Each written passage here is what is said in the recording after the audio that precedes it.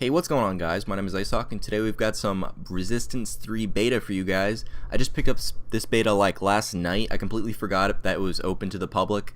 I kept thinking it was only for PSN Plus, and I speed up the beginning here just because this was like a 10-minute video, and I'm shortening it down to like a 6-minute video because I don't really want to commentate over a 10-minute video, and you probably don't want to watch a 10-minute video. So I'm here to just give you my first impressions on Resistance 3 and what I think of it, and kind of my history on Resistance.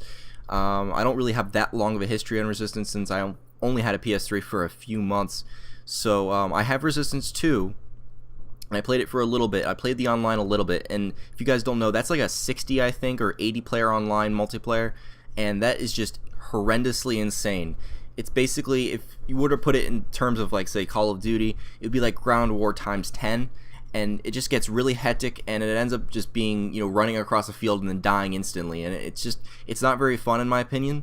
And I heard that Resistance 3 was breaking it down into 16 players in a map, which was, thank God. And I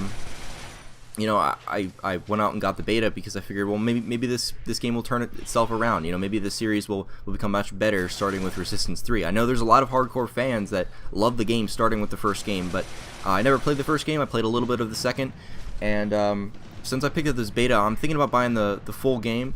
If I do buy the full game, I will probably post a whole lot of videos on it, since I won't be buying a game until Battlefield 3 comes out, which is October 25th. So I'm either going to buy this or Gears of War 3. So so far in this game, I've played a couple of matches. It's actually really fun. It's very, very, very hectic. It's kind of like Call of Duty Ground War in the terms of how fast-paced it is, and you want to move around at all times. You don't want to stand still ever, and that's something you have to learn, whether it be the hard way or through a video or whatever. But as far as the game mechanics go, it's very fast-paced, like I said, and there's kill streaks, which is an introduction to the Resistance series, and I think it's a very welcome introduction to the series. And I believe there's 4 kill streaks. There's 3, 5, 7, and 9, and the 3 is basically what I have on here is the shield, or if you're playing as the Chimera, then you will be getting invisibility.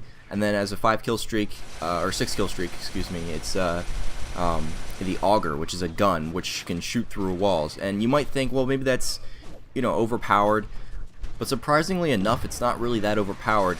You have to have a somewhat thin wall to go through. You can't go through huge, gigantic pieces of steel, and it's not always overpowered because there's not always enemies next to you. So maybe you'll get this kill streak, and then the spawns flip instantly, and then none of the enemies are close to you.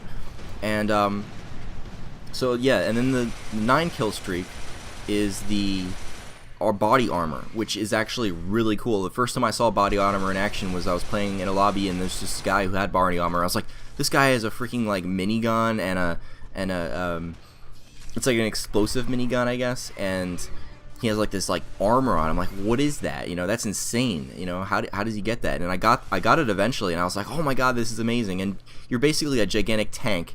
And here I picked up the shotgun that shoots fire bullets, kind of like the Dragon's Breath from Call of Duty Black Ops. And that's a really badass gun, by the way, but it is very OP in my opinion. I think they're going to need to tone that down for the final game. And it has insane range. Look, like I hit him the whole way from over there. It's even higher range than the Spas. Here I pick up the auger.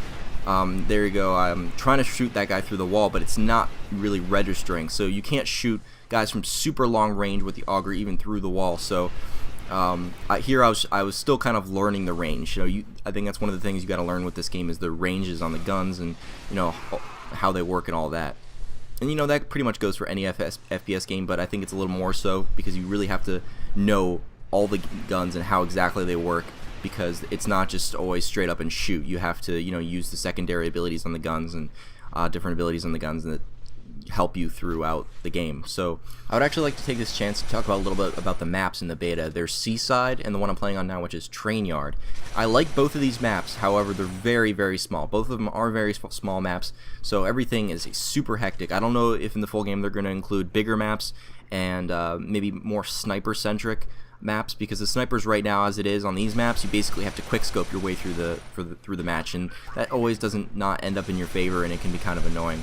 Speaking of things that are kind of annoying, here's something right here that is very, very annoying. I pick up the combat armor, but you see right there that guy dropped a whole bunch of these spider-looking things, and these things are called leapers. And what they do is it's kind of like the equivalent of second chance, if you were to put it in Call of Duty terms. And it is extremely annoying because you'll kill a guy and you'll be standing right over his dead body, and then you just can't kill him because these little spider leaper things are in your way. And it's just so incredibly annoying. And here I'm kind of failing with the like explosive minigun. I'm not really sure what it's called, or what the gun exactly is called, but it only lasts for a certain amount of time, and after that it just disappears. And the kill streaks in this game are not overpowered whatsoever.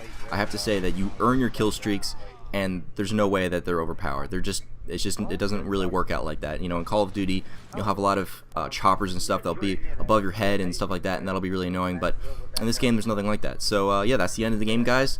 I hope you enjoyed, and see you next time.